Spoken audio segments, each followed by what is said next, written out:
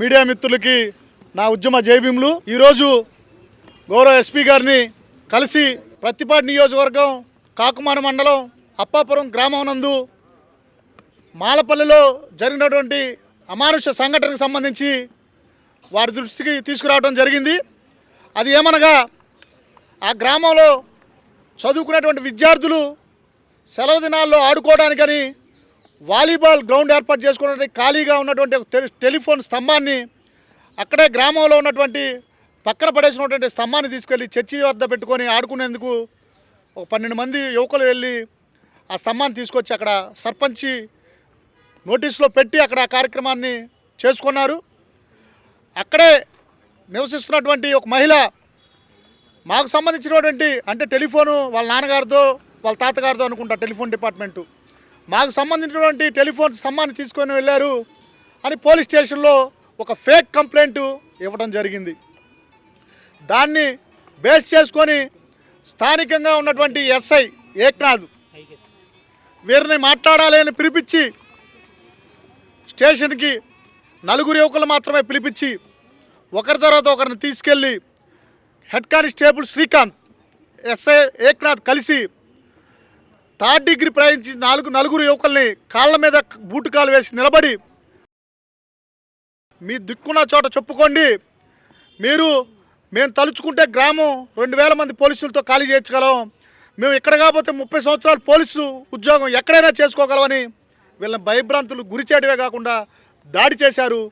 వీరితో పాటు వీరు తీసుకెళ్లారని గ్రామ సర్పంచి హుటాహుటిన పోలీస్ స్టేషన్కి వెళ్తే ఆయన పోలీస్ స్టేషన్ లోపలికి కూడా రానివ్వకుండా అడ్డుకొని ఆయన బయట కూర్చోబెట్టి ఆయన సమక్షంలోనే అతి క్రూరంగా దాడి చేసి మరలా ఈ గాయాలతో బయటకు వచ్చి ఎవరికైనా చెప్తారేనో అని పోలీస్ స్టేషన్లో రౌడీ షీట్లను నడిపించినట్టు వాకింగ్ చేస్తే తల్లిదండ్రులు బాధతో అక్కడికి వెళ్ళి వాళ్ళకి మంచినీళ్ళు తాపించే ప్రయత్నం చేస్తే మరలా బయటికి పంపించి పోలీస్ స్టేషన్లో కూర్చొని మంచినీళ్ళు దంసప్పులు తాగడానికి మిమ్మల్ని తీసుకొచ్చింది మరలా దాడి చేసి పిల్లలు నడవలేని వీళ్ళంతా విద్యార్థులు, వీళ్ళేమి చాలామంది గంజాయి ముఠా ఉన్నారు, మీకు చేతనైతే వాళ్ళు అరెస్ట్ చేయండి, చాలామంది సంఘ విద్రోహ శక్తులు ఉన్నారు, వాళ్ళు అరెస్ట్ చేయండి.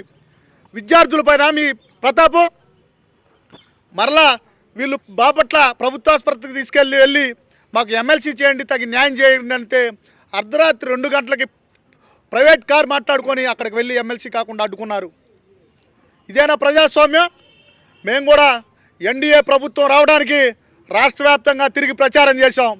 ఇప్పుడు మాల సామాజిక వర్గం పరిస్థితి ఎలా ఉందంటే పెనం మీద నుంచి పోయిలబడ్డట్టు అయిందని చెప్తా ఉన్నాను. స్థానిక శాసనసభ్యుడు కనీసం మాట్లాడు, ఏం జరిగిందని కనుక్కోరు. బాధితుల పక్షాన న్యాయం చేస్తామని వీళ్ళు నిరసన కార్యక్రమం చేస్తే స్థానిక సీఐ గారు వచ్చి నేను న్యాయం చేస్తా అన్నారు. ఏం న్యాయం చేశారు? మేము ప్రజాస్వామ్య వ్యవస్థలో ఉన్నామా? దీన్ని మేము తీవ్రంగా ఖండిస్తూ ఎస్పీ గారి నోటీస్కి తీసుకెళ్ళాం.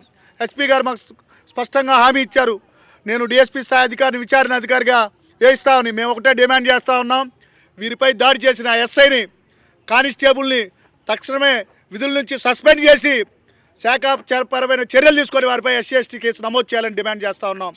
లేకుంటే దీనిపై SC/ST కమిషన్ని ఆశ్రయిస్తాం, ఐజీ గారి దృష్టికి తీసుకెళ్తాం, నేషనల్ హ్యూమన్ రైట్స్ దృష్టికి కూడా తీసుకెళ్తామని ప్రభుత్వాన్ని హెచ్చరిస్తూ ఉన్నాం. ఇకనైనా మేము మాలల్ని ఏదో అణిచివేద్దాం అనుకుంటా ఉన్నారు. రాష్ట్ర ప్రభుత్వాలు ఏర్పడాలన్నా కూడా మాల సామాజిక వర్గమే, దించాలన్నా కూడా మాల సామాజిక వర్గమే. రాష్ట్రంలో అత్యధిక జనాభా శాతం కలిగినటువంటి మాల కులాన్ని ఈరోజు ఒక పార్టీకి అనుకూలంగా ఒక పార్టీకి వ్యతిరేకంగా చూస్తున్నారు. మేము పార్టీల మనుషులం కాదు, డాక్టర్ బాబాసాహెబ్ అంబేద్కర్ వారసులు అని ఈ సందర్భంగా తెలియజేస్తూ దీనికి సహకరించవలసిందిగా మీడియా మిత్రులకు కూడా చేతులు జోడించి విజ్ఞప్తి చేస్తూ ఉన్నాను. జై భీమ్, జై భారత్. మాది అప్పాపురం గ్రామం, కాకుమాన మండలం, పత్తిపాడు నియోజకవర్గం.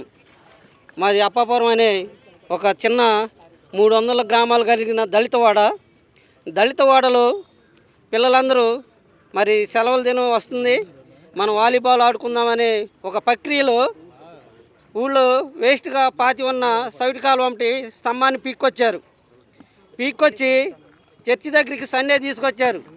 తీసుకురాగానే వారు కంప్లైంట్ చేసిన తర్వాత ఎస్ఐ హెడ్ కానిస్టేబుల్ గారు వారు సాయంత్రం వచ్చి ప్రెసిడెంట్ గారిని మీ పిల్లలు ఇట్లా స్తంభం తీసుకొచ్చారని చెప్పగానే రేపు దాన్ని తీసుకొచ్చి యథాస్థానంలో అక్కడే ఉంచుతామండి, పిల్లల్ని కూడా మీకు తీసుకొచ్చి హాజరుపరిచి కంప్లైంట్ని విత్డ్రా చేసుకుంటామని సమాచారం ఇచ్చారు.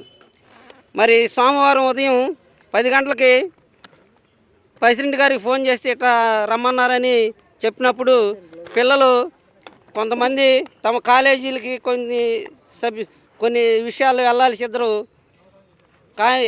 పోలీస్ స్టేషన్కి వెళ్ళి ఎస్ఐ గారికి కనబడి ఇట్లా పర్మిషన్ తీసుకుందామని వెళ్ళారు 4. వారిలో 2 పేర్లు అసలు లేవు. ఆ కంప్లైంట్లో 2 పేర్లు ఉన్నాయి. ఆ 4ని అవంతిని స్టేషన్లోకి తీసుకెళ్ళి ఏదో హత్యాచారం చేసి రేప్ చేసి దొంగతనాలు చేసిన వాళ్ళని కూడా ఇంతగా శిక్షించరనమాట. వారి మీద 2 సార్లుగా ముందు 2 లాఠీలు ఇరిగేటట్టు కొట్టారు. తరువాత అదే గ్రామానికి చెందిన కొంతమంది మహిళలు పోలీస్ స్టేషన్కి వేరే కంప్లైంట్ మీద వెళ్ళి ఏంటంటే టిఫిన్ చేశారా లేదా అని థమ్స్అప్ తీసుకొచ్చి వారికి ఇచ్చారు. ఇచ్చినప్పుడు ఆ క్రమంలో ఎస్ఐ గారు లేరు. ఆ తర్వాత వాళ్ళు థమ్స్అప్ తాగుతా వెనక సైడ్ వరండాలో ఉన్న పిల్లల్ని మీకు థమ్స్అప్ కావాలంటారు అని కులదోషంతో లోపల తీసుకొచ్చి కెమెరాలు లేని గదిలో వాళ్ళు విచక్షణ రహితంగా 3rd డిగ్రీ ఉపయోగించి శ్రీకాంత్ అనే వ్యక్తి కాళ్ళుపై పిల్లల కాళ్ళు కొడుతుంటే లాక్కుండా కాళ్ళపై నిలబడి ఎస్ఐ అరికాళ్ళతో ఐరన్ రాడు లాఠీతో విచక్షణ రహితంగా కొట్టాడు. తర్వాత లేండి నడవండి అని వాళ్ళ పిల్లల్ని మరి ఒక అరగంట సేపు వామప్ చేయించారంట. మరి ఇలా ఘోరంగా దళితులపై ఎందుకు చేస్తున్నారు ఈ దాడులు? ఇవాళ ఈ ప్రభుత్వం వస్తుంది, రేపు ఇంకో ప్రభుత్వం వచ్చినా ఇరు వర్గాలు పార్టీలు తమ స్వార్థం కోసం ఈ దళితులను ఉపయోగించుకొని పిల్లలని అమానుషంగా విద్యార్థులను కొట్టినారని తీవ్రంగా ఖండించాలి. అవసరమైతే విధుల నుంచి తొలగించాలి. ఇది ఒక పరిణామంగా జరగాలి తప్ప ఇది ఒక వర్గానికి జరిగింది కాదు. ప్రతి ఒక్క దళితుడు గ్రహించి ఈ విషయంపై స్పందించాలి. మీడియా మిత్రులు కూడా దీన్ని ఒక మీడియానే ఈ దళితులకి ఒక అండగా ఉండి దీన్ని ముందుకు నడిపించాలని మీ అందరికీ సభాముఖంగా తెలియజేస్తూ జై భీమ్.